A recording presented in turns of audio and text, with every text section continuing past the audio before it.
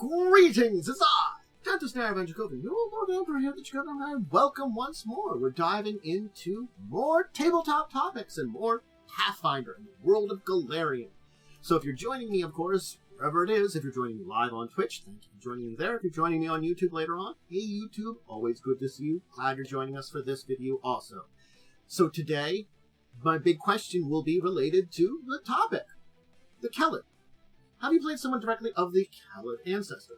And, of course, remember to give all the various supports to the locations. If you're on Twitch, hey, follow would be great. If you're on YouTube, likes, subscribes, ring the bell, all that kind of thing. So, let's just dive into it and talk about the Kellids, because they are very interesting people. But, as I usually say, I like to use the Pathfinder Wiki as a kind of outline and combine that with a number of research from some books. But I only tell you so much. Hopefully enough that you get a really good idea about these people. If you want to do more deeper research, there are books that you can check out too. And I have a recommendation list for you. Of course, we start with, that's a Google page. That's not really that thing because I opened up the wrong thing. Hey, Scuff! Anyway, here it is. The Pathfinder campaign setting is where we originally have some of the introduction of the Kellid people. The Inner Sea World Guide is a great place to kind of look into it, and of course the Inner Sea Races, because they do talk about human ethnicities. These three books paint us a general picture of the Kellid people, though it's one of those things is that Kellid people really haven't had a particular book or source that would be defined as their own. They always have places where they talk about them and introduce us to some things about it. But of course, we can't talk about Kellids without introducing us to our Pathfinder iconic for the barbarian, Amiri, the Kellid barbarian, who is the iconic barbarian if you're looking to use it or know about the iconic characters from Pathfinder. So the origins of the Kellids is, well, Avistan. The continent of Avistan was largely controlled by people that could be called the Kellids. While there is some differences between the various tribes of the Kellids, there are some unique kind of cultural connections that make them all Kellids. It's kind of like saying you have a general group of people from a region, but each of the individual tribes has little bits of culture on their own. There's going to be similar things in that region, but generally speaking, there will be differences too. This was also, of course, before the spread of the Taldan Empire. The Kellids represented basically most of the residents of the continent at this point in time. When you talk about Kellids, people think of them as barbarians. It's the thing that the Kellids are those barbarians that the Taldans and the Cheliacs settled. And that's really not completely true. Yes, in a way they were more barbarians in comparison to the Taldan or the Cheliacs, by sheer fact of development as a culture and a society. But those things don't necessarily make you actual barbarians. There are some there too. They were just much more of a tribal people that are looked at as these savage barbarians because of the barbarian type culture that exists within them. So they found themselves in more modern Golarion, kind of sandwiched in a weird place. There's the marauding empire of orcs in the hold of Valkazin, the demons of the Worldwound, the witch-haunted kingdom of Irisin, and so these Kellids are basically these products of these harsh environments and the harsh age that their ancestors came from.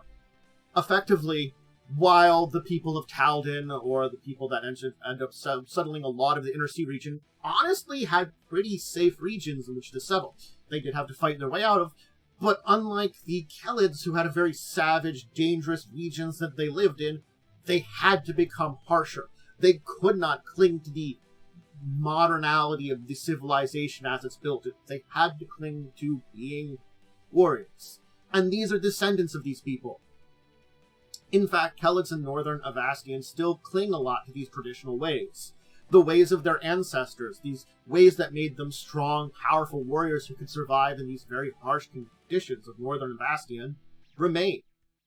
But in other countries like Druma, Isgar, basically in the south, farther deeper into the Inner Sea, you do see a number of Kellish, basically the Kellid people, integrating with the local Kellid and Shalaxian culture. The amount that they keep their own culture or heritage kind of varies from region and groups and stuff like that, but they do try to still hold on to a little bit of it, even though they are now technically a little bit more integrated. They're just learning to survive in the cities and civilizations of these other people that effectively conquered them. So when you talk about how Kellid people look, they are sculpted by the landscape that they had to survive in. They're lean in physique. Basically, they're good at gaining and shedding fat with ease.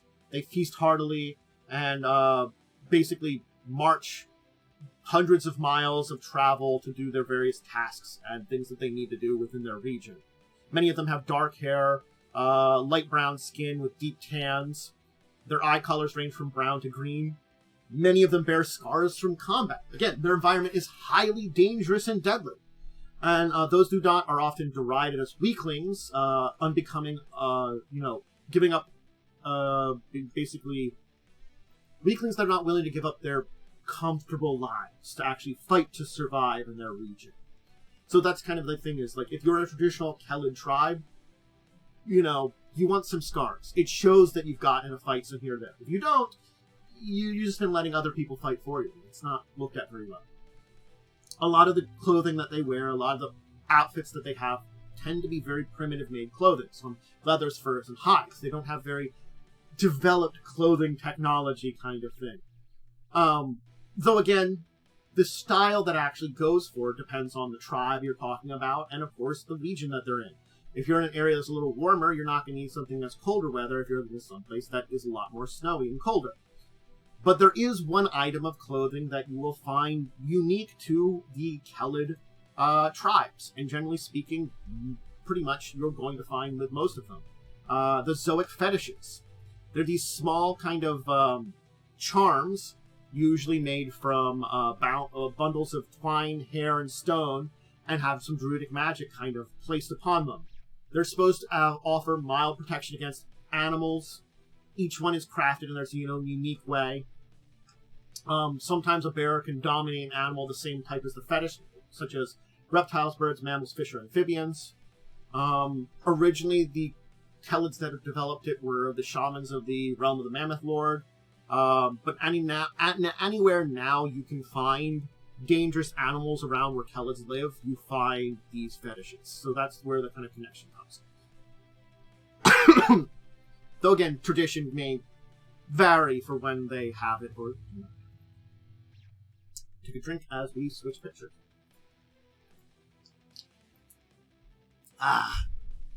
So, let's talk about the history of the Kellids as a people. It does tend to be a broad category, kind of like when I talked about the Tianians, that each of the individual Tianians were a little bit divided apart. The Kellid people are probably not as culturally, physically divided as the Tianian people on their continent. There is a little bit of a common heritage in many of them, but they're basically loosely tied together at this point in time for language and history. There are some main groups that we can talk about. The Aisgiri, which was a Kellic ethnic group of southern Avistan before the coming of the Aslanti successor states. These were the ones that have been largely absorbed by Chaldeans and Shalaxians and Druma and Aisgur. But these are the ones that are, I would call as, those that are no longer tribal. They are, I don't want to say domesticated, but they are the Kellids who have had to adapt to the conquest of themselves and their regions by the people of the Inner Sea. And they try their best to hold on to many of their traditions, but again, they probably lose a lot of them because they don't have that traditional life anymore. The Palikari, another group, is a unique blend of Kellid and Taldan heritage who make up the majority of humans in Druma. They're the least stereotypical barbaric Kellids, and many more identify more as Taldan, depending on their upbringing. If you want to look more into that, look into this course a little bit. That's a historical Kellid realm that was in the region here. So, that's something to talk about. That's in the area that is now the World Wound. So, keep that in mind. And the Sicorians are the, well, survivors of Sicoris. They've been kind of displaced throughout central Avistan since their country's now a giant wound in the world that leads to the abyss, you know. Most of them under Numeria, Mendev, Ustalov, and some are still in the world wound. And any Kellids you'd find in those regions tend to be Sarkorians. And York Tiri are basically your... If you're going to look for a group which is like your stereotypical Kellid, the embodiments of what Kellid culture is to anybody that's ignorant to them from the outside world, the Yukturi is what you would look to. They are your stereotypical Kellids from how outsiders look at them. They're from the realm of the Mammoth Lords. They're the people for whom the realm of the Mammoth Lords is named.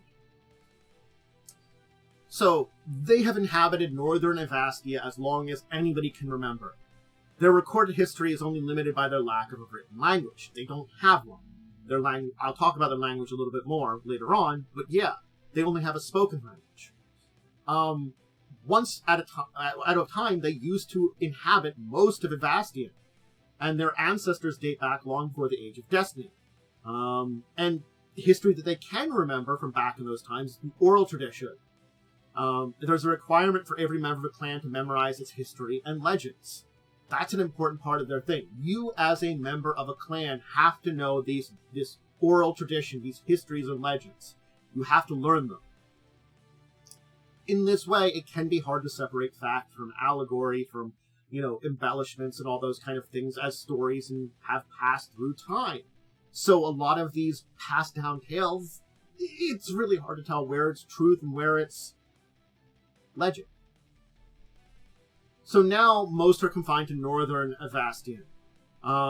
It's basically other civilizations have displaced them or integrated them in a lot of ways, as we've kind of talked about with places like Isagari and Palakari, who are more integrated. Certainly the Sicorians are a little bit integrated too, but they can also find their own places in those regions to make their own as a thing.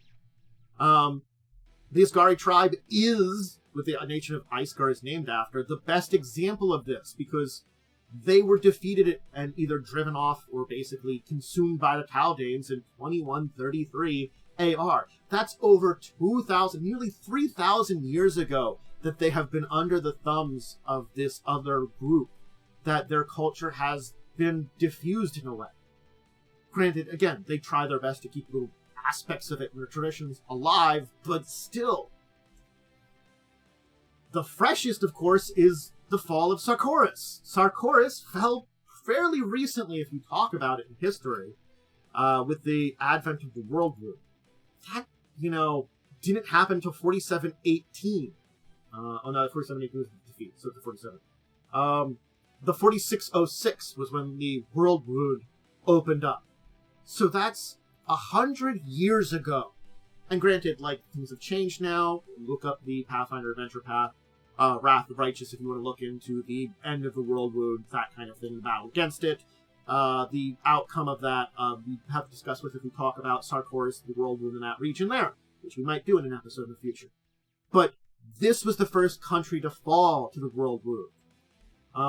It was a land of strange witchcraft, painted barbarians, and, it kind of crushed a lot of Kellid spirit. The loss of this, the hazards of their homeland, basically contributed to cultural wariness of outsiders and to those that are uneducated on the entire thing. And this wound, basically scattering some of their people, being something very noticeable, is something that stands out in the Kellids. Other than that, again, it's where their exact historical origins are, how connected are they with things like the Thessalonians, who had a lot of control in that region. Hard to say. They could have had, influence from the Thessalonians, or, honestly speaking, they could have been in such a region that they were left alone. Those cold, rugged regions could have been enough that the Thessalonians just didn't bother. We don't know for sure. So when we talk about where they are, there's a lot of distribution of the Kellids to a degree. They live in cold, tundras, mountains of northern Vastia. They used to be common in Andorra and Niddle to the river kingdoms.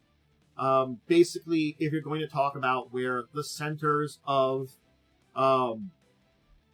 Kellid culture is now, Realm of the Mammoth Lords is the big one. Still some in the World Wound, Numeria, and there are some tribes and clans in Brevoy and Ustalav. In Ustalav, they're kind of insultingly called leech folk by the Ustalavans. Insulted.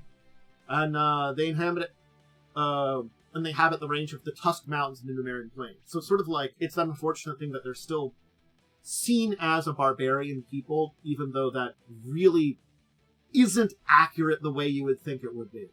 You know, they might not have the same cultural developments in certain ways as, you know, a lot of these other places, like the interconnectivity of big and large cities and developing civilizations the same way, but it does not mean they're barbarians. It's one of those things that's just looked at. Well, again, there are ones that are literally the barbarian class. That's not the term we're looking at. Anyway, they have culture. And this culture has been shaped by the harsh areas they've lived in, much like their people. It's sort of like as the harsh lands they live in forged their people into the tough, rugged people they are, so did their culture. It can be seen as a little bit more of a primitive tribal culture that values tribal loyalty. Very few of them trust magic.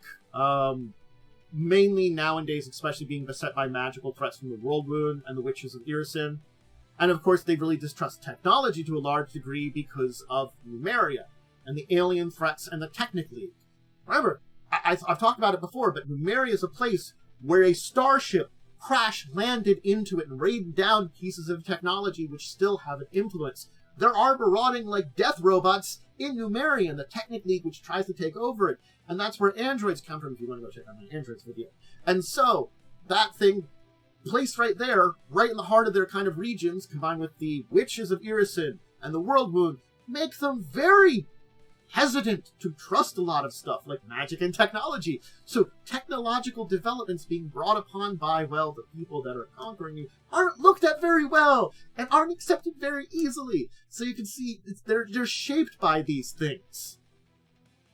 They value strength, bravery, and cunning over academics of the people of the South.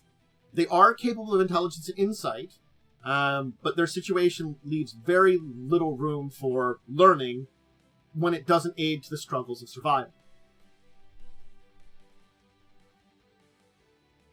Other cultures, concepts of scholarship, ownership, and government mean nothing to a Kellid clan. They mean very little. When a group of foreigners, the Kellids don't really have a lot of patience for compromise, carelessness, and weak leadership. They prepare for danger to strike at any time and prefer to always be armed, you know. They come from a region, you need to be ready to fight at a moment's notice. So yeah, they're ready to fight at a moment's notice. The clans of the Kellids are nomadic. Each clan carries only what they need to survive where they travel. They set up temporary homes, do very little to furnish them except with essentials for survival and emergencies, but are always prepared to abandon them without hesitation. Let's talk a little bit about the Kellish language. Of course. As we have one more image here. The Kellish language is, I'm going to try to butcher, Halit. It's a coarse language, as I said earlier. It has no written form. It's very guttural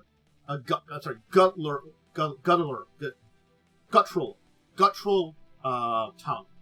And it's spoken in rapid staccato from the Kellid people. And there are many versions of Halit. None of them have written form. There is an ancient form of Halit that does have written language, though. So it's one of those things is, as the barbarian tribe, as these tribes adapted their regions, began to not need that written text was forgotten. Though, again, like, it is important to know that one exists. It's just not used anymore.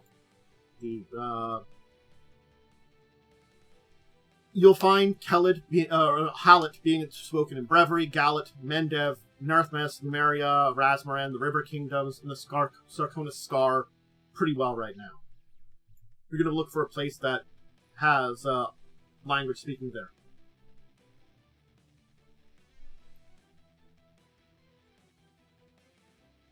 And yes, the World Wound is technically closed. It was closed 5 years ago in timeline, 4718. Remember, 4723, almost 4724.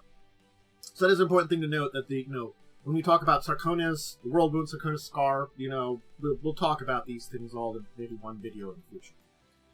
Anyway, when it comes to relationships with other clans, that's an important thing to kind of talk about. They do battle over resources, prestige. Even among them, a clan makes and keeps few friends. Clan members keep their own. So it's one of those things is you are part of your own group.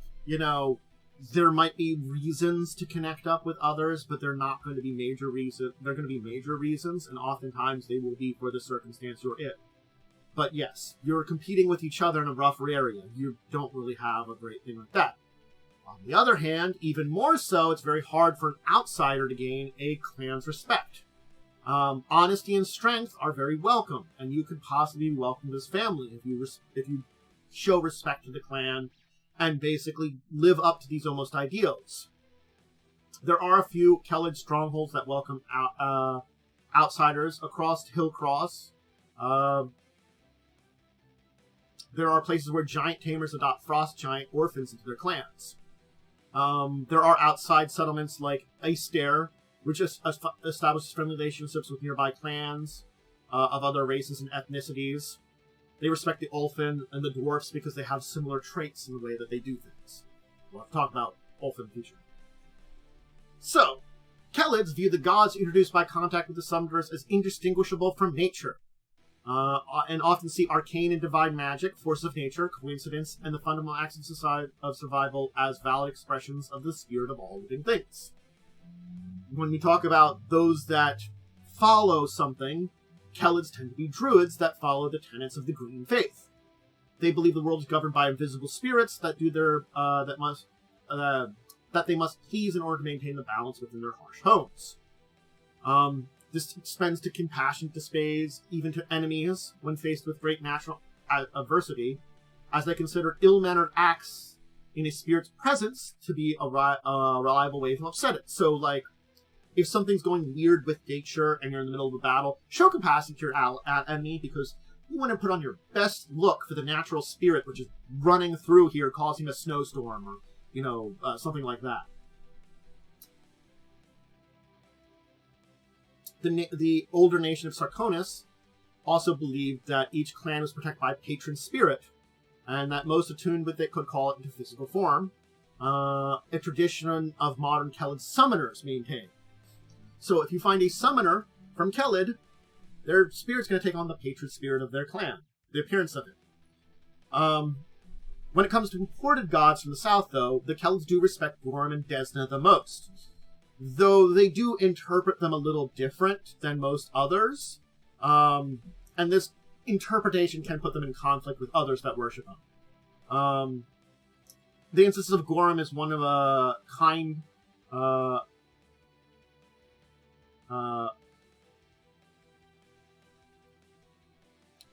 Kellid insistence that Gorm is one of their kind rather than orc and half-orc leads to conflict with those.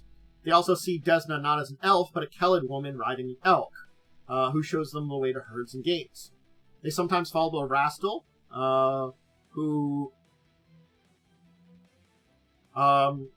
and there are those that venerate violence as an answer to their problems of the whirlwind in Numeria and go after Rovagund.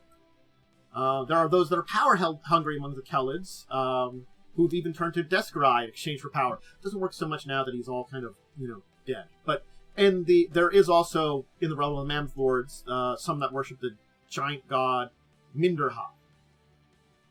Kellid names are Brushik, Brusk, and Persiv as the Hallet language. Sorry. Most use 2 or fewer syllables. Second names are rare and typically limited to those that distinguish themselves or draw from any especially significant lineage. So most of the time, you're only going to have 1 name. But if you are distinguishing yourself for some reason or have a very important lineage, you will have a second name to represent that. Remember, we talked about there's various groups in here that are very important, to things. Like when we talked about their culture and all, you could be an important member of that culture and need a name to kind of distinguish you. Some common male names are Drawn, Grug, Kronug, and common female ones are Belka, Inkit, and Yala. But that's the Kellids! Yeah, it's an unfortunate thing that we can kind of dive into their culture a little bit here and kind of give you some basic information about how the Kellids work. But they are a people that have suffered heavily. While you see in a lot of the other human ethnicities and cultures like that, they are mostly integrated into various countries and connected to those countries. Things like the Cheliacs are in Cheliacs. Taldanes are in Taldor. Those Syrians are in Assyria. These things happen because they're culturally relevant to these regions, and these people are in those regions. Not to say that they haven't spread and had their influence across the region from these areas they originated. But the Kellids were spread apart a lot more. They were in an area that they weren't able to develop into a single unified kind of culture. Yes, their cultures have connections between them, between the various clans. There is a unification almost between the Kellid people in that way, in the stories they tell, in their history that way, in their language. But these connections are loose in comparison to a lot of other regions in the world. They have to. They're in places that are savage, difficult to live in. Places where you have to be warriors, you have to be tough, ready to get scarred up and fight in order to survive. Where survival is important. Where it is dangerous, deadly, and can be terrible. And the Kellid people show that. They have been forged by this. And yes, they once had a very heavy influence across Avastia, spread across it, from their most dangerous and deadly areas to the other places when they had an opportunity to. Now they've been driven back to these forefronts. And yet some of them are integrating in a way which they try their best to maintain their culture as much of it as they can. But their culture is unique to their way of life in a lot of ways. So those that integrate and move out honestly can't keep it the same way as those that survive in their harsh realms. And it's to say that it's not really a savage or barbarian culture as you look at it. It's a culture that makes sense to where they come from. If you would live that life, it makes sense that you live that way. And a lot of people in the rest of Golarion, the rest of the Inner Sea region, the rest of the Vastia don't see that. They just pass them off as savage barbarians when maybe they don't have the same book learning, maybe they don't respect book learning. But certainly, it doesn't mean they're dumb. And it doesn't mean that they're great warriors, proud of what they do. They do have codes of ethics and ways that they do things. They have a respect for the natural world, the spirits within it, and any being that they see as a spirit. There are people that are hurt, in a way, nowadays, driven back. But because of the places they live in, honestly speaking, I don't see the Kellid and the true Kellid way of life going away anytime soon. The regions they live in are still savage, deadly, and dangerous. And who better to live there than the Kellids? Not many other people would want to move in there. So, they will remain. Maybe they won't have the same influence. Maybe some of this influence of the Southerners might seep into them. But because of their way of life, truly the Kellids will survive in the culture that they have. No one's in their right mind is going to try to conquer the realm of the Mammoth Lords. That's for sure. We'll talk about that in the future. That's a great example of just a place that Kellids are surviving. They have to. And they're an interesting group that I'm glad to talk about and teach you a little bit more about. And their ethnicity is very interesting. And I hope you enjoy learning about them. And maybe, whether you're playing a barbarian character or maybe just something else, a druid or something, you might think of being a Kellid. It's an interesting kind of origin to be from. And you could, of course, be from one of those places that's a little bit more, beaten down. You just come from the north and decided to travel. A lot of reasons to. Anyway, I hope you enjoyed today. Remember, I stream this live on Twitch and then put it up on YouTube later on. I gave my shout-outs for doing those things earlier on. If you're looking for my schedule, you're looking to watch this live, of course, I talk about tabletop every Tuesdays, Thursdays, and Saturdays. Tuesdays, Thursdays between 1 and 2 in the afternoon. Sometimes before, sometimes after, depending on what's going on in life. Thursdays is the day I tend to talk about Pathfinder Golarion things. Saturdays, I also have it around 11 o'clock, fairly exactly as I have to be around exactly. That tends to be World of Darkness topics. I do other tabletop stuff that goes up on YouTube eventually, too. For it being live is Wednesdays at 9 p.m. Crimson Queen, it's my live play for Pathfinder First Edition show. I'll announce other live plays when I start those. And, of course, discussing tabletop on Saturdays at 6 p.m. if you want to do tabletop news of the week and some deeper discussions into general tabletop-related topics that are quite interesting to discuss. I also do some gaming streams on those, but those don't end up on YouTube. Those are usually Mondays, Wednesdays, Fridays. In the morning. Okay, and I also have some social media. Discord, Twitter, check those out. I put a lot of cat pictures up for the kittens that are in my household, and, just give schedule updates a little bit here and there. Sometimes random thought patterns. Alright, I think that's it. So I'm going to say to all of you out there, I hope you enjoyed learning about this topic and diving into another interesting human ethnicity. Because as much as humans having spread and being the most populous of all the ancestries means they've had more of a chance to split with these ethnicities over time. When shit went down on Golarion, they spread out everywhere, and spread out everywhere. Became their own thing. Humans are kind of like that. But anyway, until the next time, I bid all of you out there a deep and wonderful farewell.